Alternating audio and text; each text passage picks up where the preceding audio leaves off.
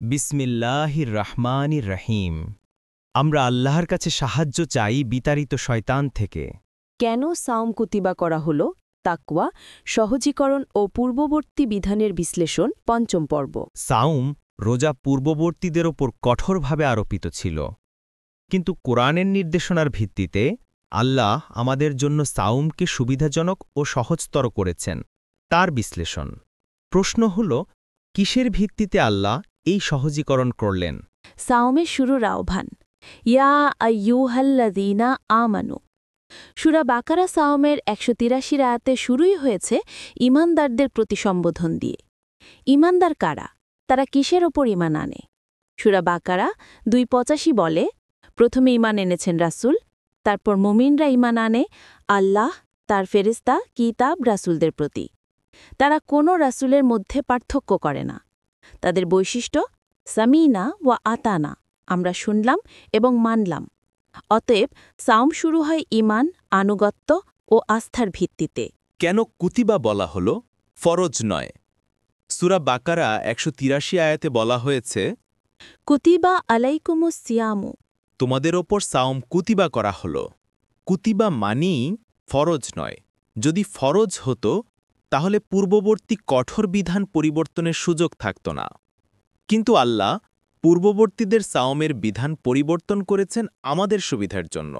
উদাহরণ, রাতে স্ত্রীদের কাছে যাওয়া বৈধ করা, রাতে পানাহার বৈধ করা, অসুস্থ ও সফরকারীদের জন্য পরে কাজা করার সুবিধা।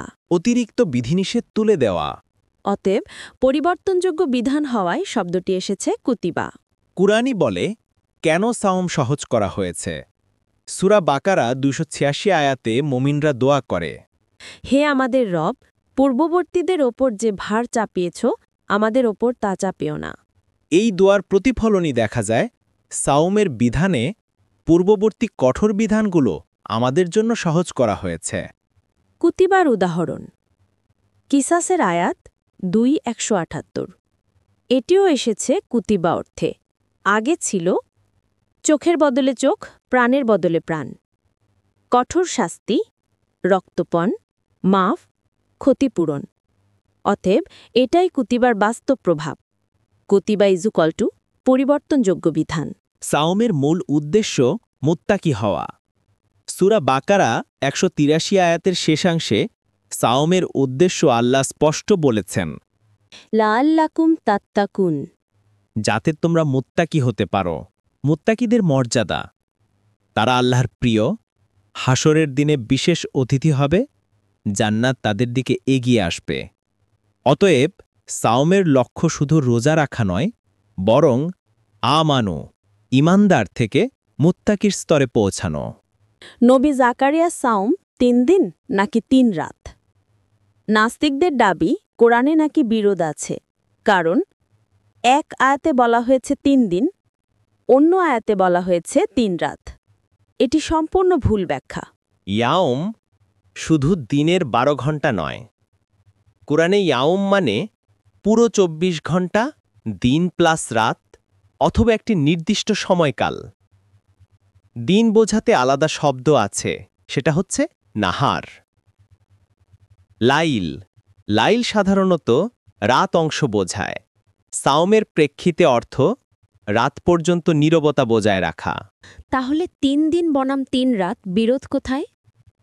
অনেকে মনে করেন সূরা আল ইমরান ৩:৪১ ও সূরা মারিয়ামের ১৯:১০ আয়াত দুটি একে অপরের বিপরীত। আসলে এগুলো একই ঘটনা, ২ দিক। আয়াত বিশ্লেষণ। ইয়াম বনাম লাইল। ইয়াম পুরো ৩ দিনের সময়কাল। লাইল সেই সময়ের রাত অংশ। সারসংক্ষেপ, ৩ দিন ও ৩ রাত আলাদা বিষয় নয়। কোরআন নবী জাকারিয়ার নীরবতার সাওমকে ২ ভিন্ন দিক থেকে ব্যাখ্যা করেছে। ৩ দিন একটি পূর্ণ সময়কাল, ৩ রাত সেই রাত অংশ। কোরআনে সময় সংক্রান্ত বহু সূক্ষ্ম শব্দ ব্যবহৃত হয়েছে। কোরআনে সময় বোঝাতে শুধু ইয়াওম, দিন বা সময়কাল, এবং লাইল, রাত নয়, বরং আরও অনেক সূক্ষ্ম নির্দিষ্ট সময় চিহ্ন ব্যবহার হয়েছে, যেমন ফজর ভোরের আলো ফোটার মুহূর্ত। ইসবাহ বা ইসবাহ সকাল হাওয়া। বুকরা, খুব ভোর বা সকাল সকাল। গুরুব সূর্য অস্ত যাওয়া। দুহা, সকালের উজ্জ্বল সময়। সূর্য ওঠার পর। জুহর দুপুর। ইবকার প্রভাত বা ভোরের প্রথম দিক। শফাক, গোধূলি বা সূর্যাস্তের পর লাল আভা। গাসাকিল্লাইল রাতের গভীরতা। সাহার, সাহারি সময় বা ভোরের শেষাংশ বা শেষ রাত। একটি শব্দকে ভুল অনুবাদ করলে ভুল ধারণা তৈরি হয়। পূর্ববর্তী উম্মাহ ও সাওম কোরআনের প্রকৃত ব্যাখ্যা। আইয়ামান মাদুদাত নির্দিষ্ট কয়েকটি দিনের সাওম। বাকারা ১৮৪।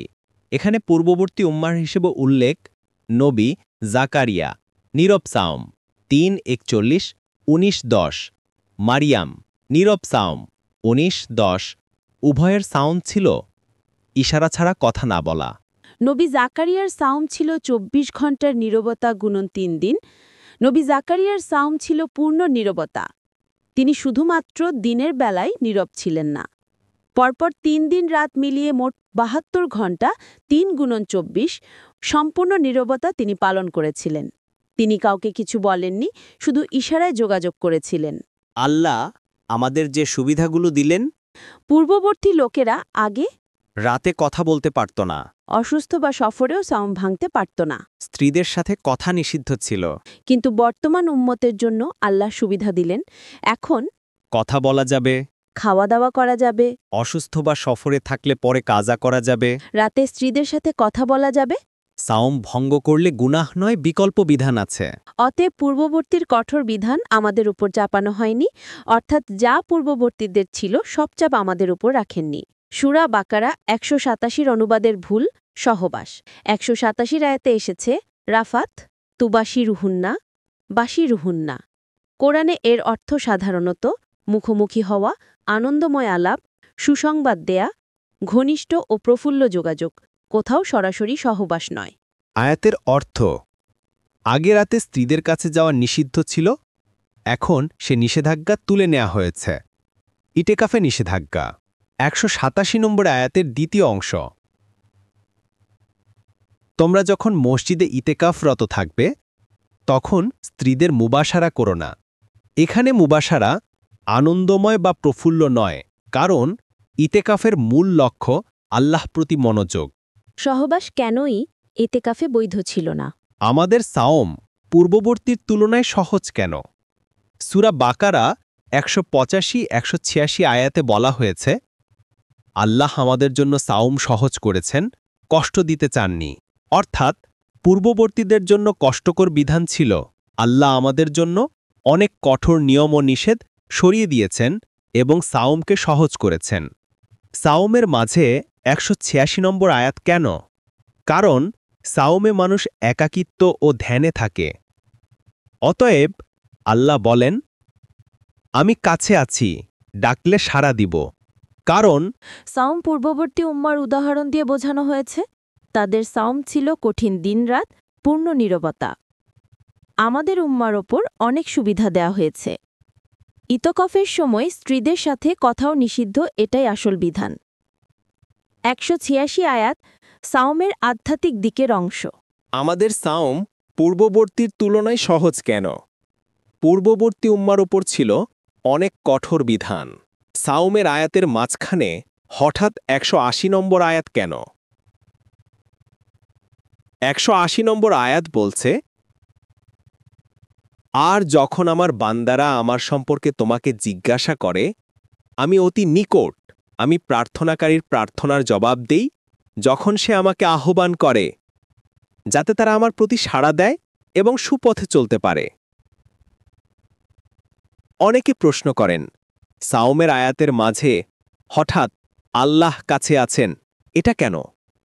এর ব্যাখ্যা, সাওমের সময় মানুষ নীরব থাকে, নিজের ভেতরে যায়, একাকী থাকে। তখন মনে হয়, আল্লাহ কি আমাকে শুনছেন?